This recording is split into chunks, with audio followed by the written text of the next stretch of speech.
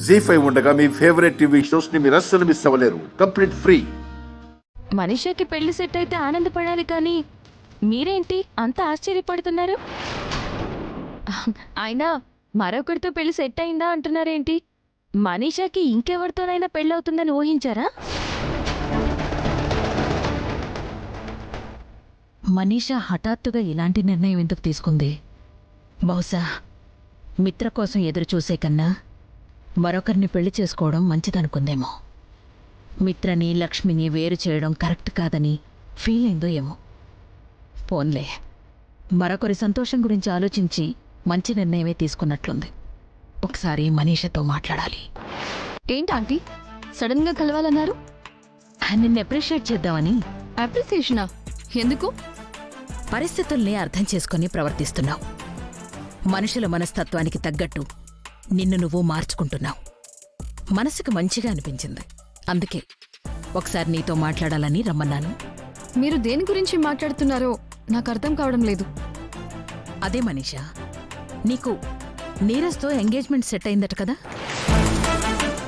Congrats చెప్దామని. Congrats చెప్దామని వచ్చారా? అవును మనీషా, నువ్వింకా మిత్ర కోసం ఎదురు చూడ్డం కరెక్ట్ కాదని నీకు అనిపించిందో, లేక మిత్ర లక్ష్మి దగ్గరవుతున్నారు కదా అని వాళ్ల మధ్యకి వెళ్లడం ఎందుకు అనిపించిందో నాకు తెలియదు గాని నువ్వు సరైన నిర్ణయమే తీసుకున్నావని నాకు అనిపిస్తోంది.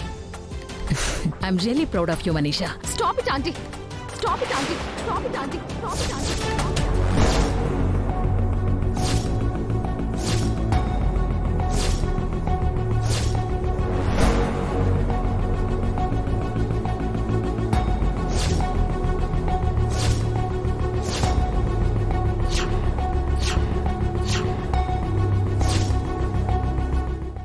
ఏమైంది మనీషా?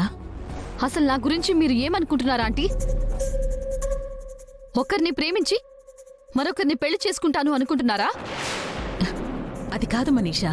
మిత్ర కోసం నేను ఇంత త్యాగం చేస్తే ఆఖరికి మీరు నన్ను వేరే వాడికి దానం చేద్దాం అనుకుంటున్నారా? నా ఉద్దేశం అది కాదు మనీషా. నీ నిశ్చితార్థం గురించి తెలిసే ఇలా అంటున్నాను. ఒకప్పుడు మీరు నన్ను ప్రాధేయపడితేనే లక్ష్మిని పెళ్లి చేసుకోవటానికి మిత్రని నేను ఒప్పించాను. అది మర్చిపోయారా?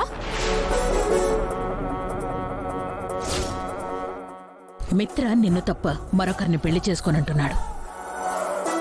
కాని మిత్రకున్న దోషాల వల్ల ఆ దోషాల నుండి మిత్రని కాపాడడం కోసం లక్ష్మినిచ్చి పెళ్లి చేయాల్సొస్తోంది.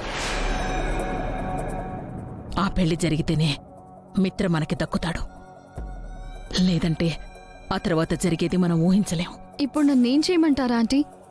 లక్ష్మిని పెళ్లి చేసుకోమని మిత్రని నువ్వే ఒప్పించాలి మనీషా. ఇది నీకు కష్టమని నాకు తెలుసు, కానీ తప్పడం లేదు. సరే ఆంటీ, మిత్ర ప్రాణం కన్నా నాకేది ఎక్కువ కాదు. కానీ గండం తొలగిపోయాక మిత్రని నాకిచ్చి పెళ్లి చేస్తానని మాటివ్వండి. చూడు మనీషా, మిత్ర మనసులో నువ్వున్నంత వరకు, నీ మనసు మారనంత వరకు మిత్రని నీకిచ్చి పెళ్లి చేయడానికి నాకెలాంటి అభ్యంతరమూ లేదు. మాటిస్తున్నాను. మీ వల్ల మిత్రని లక్ష్మికి దానం చేశాను, అంతేకాని మిత్రని శాశ్వతంగా లక్ష్మికి అప్పగించాలని కాదు.